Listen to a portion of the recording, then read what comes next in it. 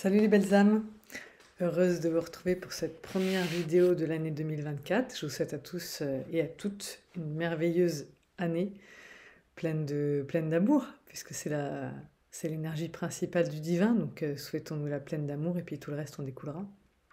En tout cas, c'est ce que je vous souhaite moi. J'ai envie de refaire une vidéo sur le doute, j'en ai fait une il y a quelques temps. Mais c'est encore quelque chose qui taraude la plupart d'entre vous. J'ai encore le doute. Delphine, qu'est-ce que t'en penses? Je suis pas sûre. Voilà, c'est vraiment quelque chose qui en ébranle pas mal, cette histoire du doute. Alors qu'en fait, douter, c'est une bonne chose. Douter, c'est un peu comme la souffrance. Voilà, c'est utile pour cheminer vers le divin. C'est vraiment... euh, Bon, d'ailleurs, si vous regardez ma vidéo, pourquoi? C'est parce que vous êtes allé sur YouTube. Pourquoi vous êtes allé sur YouTube? Parce que vous vous êtes dit, qu'est-ce que c'est que ce truc que je vis? J'y comprends rien. Ok? Donc en fait, vous avez eu des questions. Moi, je fais pareil, hein, on a des questions. Donc on va sur Internet, on cherche des réponses. Et heureusement qu'on a Internet aujourd'hui, parce qu'à l'époque, on avait le Quid, on avait les encyclopédies, et aucun de ces supports n'aurait eu de réponse aux questions qu'on se pose aujourd'hui. Ok? En tout cas, sur les questions qui nous intéressent sur cette chaîne, hein. L'éveil spirituel, la guérison des blessures, la flamme jumellerie. Voilà, tout ça, c'était pas dans les encyclos, c'était pas dans le Quid, c'était pas dans tous ces bouquins auxquels on avait facilement accès. Donc aujourd'hui, quand on se retrouve sur YouTube, alors soit c'est pour se divertir, et c'est pas le sujet qui m'intéresse là, soit c'est pour se cultiver, se renseigner, répondre à des questions qui sont restées sans réponse. Ok? Donc si on tombe sur ces chaînes qui parlent, comme la mienne, de la flamme jumellerie, c'est parce qu'on a des questions, on vit quelque chose qu'on ne comprend pas. On a des doutes. Est-ce que je suis folle? Est-ce que je suis fou? Est-ce que je gâtouille? Est-ce que je fais pas n'importe quoi? Donc voilà, on a des questions qui n'ont pas de réponse et on ne peut pas les poser aux autres parce qu'on comprend bien, à l'aune de ce qu'on a vécu jusqu'à présent, qu'on vit quelque chose d'exceptionnel, qu'on vit quelque chose d'hors du commun, qu'on vit quelque chose qui n'est pas raisonnable, qui n'est pas de l'ordre du 100% humain. Voilà, on sent bien que c'est plus grand que nous, que ça nous dépasse, que ça vient nous attraper là où on n'a pas l'habitude. Enfin, on n'y comprend rien, en gros, hein, d'accord? Donc on commence à faire des recherches. On comprend qu'il y a un parcours, que si on est flamme jumelle, qu'il y a un parcours. Alors après, on décortique le parcours. On essaye de cocher les cases. Tout ça, ça arrive par un jeu de questions-réponses. On se pose des questions, on cherche des réponses. On pose des questions, on cherche des réponses. Et d'où elles viennent ces questions? Elles viennent à la fois de la curiosité, mais elles viennent aussi du doute. Je suis pas sûre d'être en parcours de flamme jumelle. Donc tant qu'on n'est pas sûr, qu'est-ce qu'on fait? On cherche des infos. On cherche des infos qui vont venir croiser ce qu'on vit. Ok? Et plus ça match, plus on est sûr. Plus ça match, alors comment faire pour que ça matche de plus en plus? Bah, faut avancer de plus en plus dans le parcours. Quand on est au tout début du parcours, qu'on n'a qu'un élément à faire matcher, on peut se dire, je suis pas sûre. Il y a peut-être d'autres, peut-être qu'on est âme sœur, peut-être qu'on est âme jumelle, il y a peut-être plein d'autres styles de relations. Peut-être que je suis dans une relation toxique, voilà, par exemple. En début de parcours, on peut se poser ces questions-là. Et en fait, plus on avance sur le parcours, donc plus on franchit d'étapes, plus on peut cocher de cases. Et c'est en avançant dans ce parcours, en ayant l'opportunité de cocher de plus en plus de cases, qu'on finit par lever le doute et par avoir des certitudes. Mais évidemment qu'au début du parcours, on ne peut qu'avoir des doutes. On n'est pas sûr. Enfin, on peut qu'avoir des doutes, c'est pas vrai. On peut aussi avoir des certitudes, mais... Enfin, je dis ça.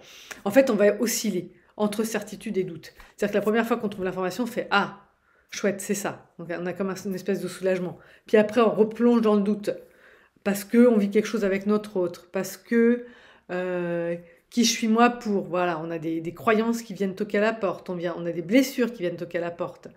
Et du coup, on n'est plus sûr parce qu'on se demande pourquoi ça tombe sur nous. Est-ce que vraiment on mérite ça? Ou alors, si on n'est pas du côté de est-ce que vraiment on mérite ça, on peut être aussi du côté des chasers ou des runners hein, qui disent non, non, surtout pas ça, je veux pas de ce truc-là, et donc rentrer dans du déni pour essayer plutôt de trouver toutes les preuves qui feraient qu'on n'est pas, mais les deux chemins sont bons. Hein. J'ai vu récemment passer ou par des films et par des bouquins, 2 auteurs qui, en essayant de dézinguer le christianisme, sont devenus pasteurs parce qu'en fait, plus ils cherchaient de preuves contre le fait que, par exemple, il y en a un, c'est un journaliste, sa femme devenait chrétienne, allait à l'église, et lui, il était profondément athée, et donc il a commencé à faire une enquête pour démontrer que le Christ n'existait pas. Et en fait, plus il avançait dans son enquête, plus sa conclusion était imparable. Le Christ a existé, il est bien mort, et il y a bien eu la résurrection. Et en fait, quand il est arrivé au bout de son enquête, il est devenu lui-même croyant, chrétien, puis pasteur. Ensuite, il y en a un autre qui a fait un peu le même genre de travail, un médecin légiste ou un policier d'investigation, non, un flic d'investigation. Donc lui, il a étudié tous les évangiles et il a regardé si ça avait des témoins, si on considère que c'est des témoins de l'époque, est-ce que quand on croise toutes leurs données, ça match pour dire que oui, ça concorde bien sur le fait que, bah oui, lui c'est pareil, il est devenu pasteur aussi, il me semble.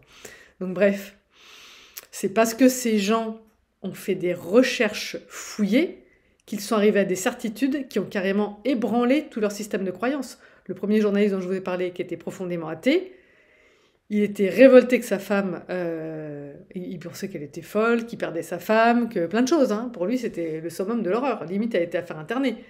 De croire en ces balivernes, en ces trucs, c'était pas possible.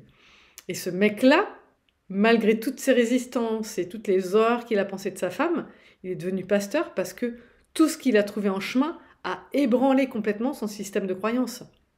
Donc en fait, c'est un peu ce qui se passe quand on rentre dans la flamme jumellerie. On est ébranlé, on doit ébranler. On est ébranlé parce que, comment dire, on vit toutes nos blessures.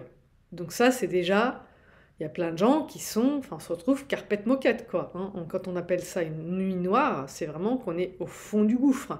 Donc ça, déjà, on est ébranlé. Ensuite, quand on comprend ce qui se passe, alors que, par exemple, pour les chasers, on est un peu, souvent, on a pris le large avec le divin, avec nos capacités médiumniques, avec tous ces trucs-là, on les a mis sous le tapis parce qu'on voulait avoir une vie normale, on voulait pas être emmerdé, on voulait pas être prise pour la folle de service. Tout ça, ça nous repète à la figure et on est obligé d'aller recheminer vers là, d'aller refaire tout un chemin avec tout ce système de questions-réponses. Donc le doute amène des questions, les questions amènent des réponses, qui, pendant un certain temps, les réponses amènent d'autres questions qui amènent d'autres réponses. Okay, et plus on a de questions et plus on cherche de réponses, et plus on va sortir du doute, en fait. Hein. Tant qu'on laisse des questions en suspens, ben, on alimente le doute quelque part. Mais à chaque fois qu'on cherche la réponse à une question, qu'on a la réponse, par exemple, quelqu'un qui rentre dans le déni au départ, comment il va savoir qu'il est vraiment flamme jumelle s'il arrête ses recherches? S'il arrête de confronter ce qu'il vit avec les données qui existent, qui sont maintenant suffisamment accessibles, suffisamment pléthoriques pour ne plus avoir de doute au bout d'un moment. Okay, il y a entre ce qu'on ressent, et puis au bout d'un moment, alors au début, on cherche dans les données qui nous sont accessibles, hein, et plus on avance sur notre parcours d'éveil, plus on a accès à notre guidance, et plus le doute n'a plus de raison d'exister, puisqu'on sait les choses par guidance. On est combien à avoir reçu l'information flamme jumelle par guidance? Quand tu l'as reçue par guidance, qu'ensuite tu regardes à quoi ça ressemble, que tu continues de cheminer et que tout match, au bout d'un moment, tu n'as plus de doute. Voilà. Mais le seul moyen, c'est de se confronter à ce doute. C'est de ne pas le mettre sous le tapis, de se confronter aux questions qui soulèvent, d'aller chercher des réponses à toutes ces questions.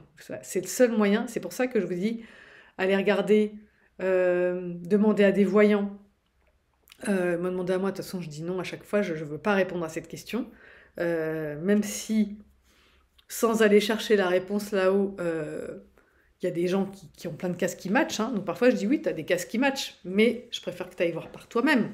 Des fois on a des cases qui matchent et puis ça nous emmène ailleurs, d'accord? On n'a pas forcément toutes les cases. Et puis il y a, quand quelqu'un me raconte quelque chose, il y a sa façon de le raconter, qui est peut-être pas exactement le reflet de la vérité, je sais pas.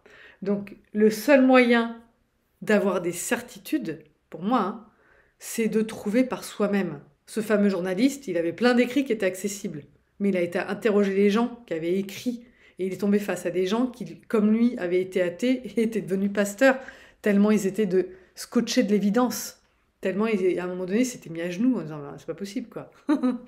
Tout me ramène là, vous voyez? Donc,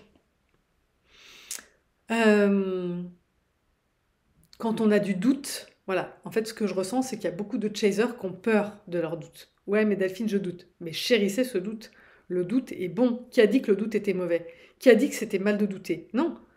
Tant que tu doutes, continue d'avancer, continue de rechercher, continue de te forger ta propre opinion, continue de chercher des réponses partout là où tu peux les avoir, c'est-à-dire qu'il n'y a pas que les bouquins, il n'y a pas que les chaînes YouTube, il y a aussi la guidance. Voilà. Et quand tout ça, ça se rejoint au même point, alors il n'y a pas de doute. C'est comme quand tu fais une figure géométrique où tu croises trois droites, elles se rejoignent en un point. Ce point-là, c'est le point de croisement, il n'y a pas de doute, il n'y en a pas d'autre. C'est le seul endroit où elles peuvent se rejoindre. Après, elles vont diverger, elles ne peuvent plus jamais se retrouver. C'est ce point-là et il n'y a aucun doute. Donc si tu y arrives par trois chemins différents et que tu arrives à la même conclusion, bah, tu n'as pas de doute. Voilà, il n'y a plus de doute. Le doute se lève. Donc on est nombreux. Bah, moi j'avais beaucoup de doutes au début. Hein. On passe tous par cette phase de doute. Et à la fin, là où je suis aujourd'hui, j'ai aucun doute. Et quand on y est arrivé par notre propre chemin, notre sortie de doute, elle est solide. Si ta sortie de doute, elle vient par guidance, par guidance externe, parce que tu as consulté un voyant, tu vas toujours avoir le doute. Est-ce qu'il m'a dit ça? Est-ce qu'il est sûr? Comment il peut être sûr? Tant que c'est il dans ta question ou elle, ta sortie de doute va être fragile. Quand c'est toi qui sais, quand c'est toi qui as acquis tes certitudes par ton propre cheminement, même si en cours de route tu as fait des rencontres, hein, c'est pas gênant, mais si c'est ton propre cheminement, tes propres conclusions qui t'amènent à la sortie du doute, alors ta sortie du doute est solide. Et là, tu peux avancer en étant dans ton axe, en étant indéboulonnable. Donc même si tu as quelqu'un qui vient te dire « ouais, c'est quoi ces fadaises, machin bidule », tu plies plus. Ça ne te replonge pas dans le doute puisque tu as acquis des certitudes. Okay, donc maintenant, et c'est à ce moment-là de ton cheminement en général que tu peux commencer à en parler aux autres. Parce que justement, tu n'es plus perméable à leurs doutes, à leurs questions, à leur façon de te dire t'es sûr que tu gâtouilles pas, c'est quoi ton machin? Non. Quand tu es sûr de toi, puis d'ailleurs, à ce moment-là, tu as moins ce genre de réflexion. Voilà, j'espère que cette vidéo va vous aider. Si jamais vous avez besoin d'aide pour sortir de l'angle mort psychologique de l'ornière, vous pouvez prendre rendez-vous avec moi en m'envoyant un mail à amjumelfj@gmail.com. Vous pouvez aussi prendre rendez-vous avec d'autres, évidemment, je n'ai pas d'exclusivité sur ce domaine. Prenez rendez-vous avec moi si mon style vous parle, si vous n'avez pas peur d'être un peu confronté, que je vous mette face à vos blessures, que je vous sorte de l'angle mort psychologique, parce que ça arrive souvent, évidemment. Et si vous voulez aussi avoir accès à un protocole de guérison qui est efficace, n'hésitez pas. Si vous avez d'autres choses à apporter, d'autres éléments à apporter à ce propos, bah, mettez-les dans la zone des commentaires. C'est toujours open et c'est toujours riche de vous voir échanger entre vous aussi. J'essaie de répondre tant que faire se peut. Voilà, je vous embrasse et à bientôt pour la prochaine capsule. Peace, bye.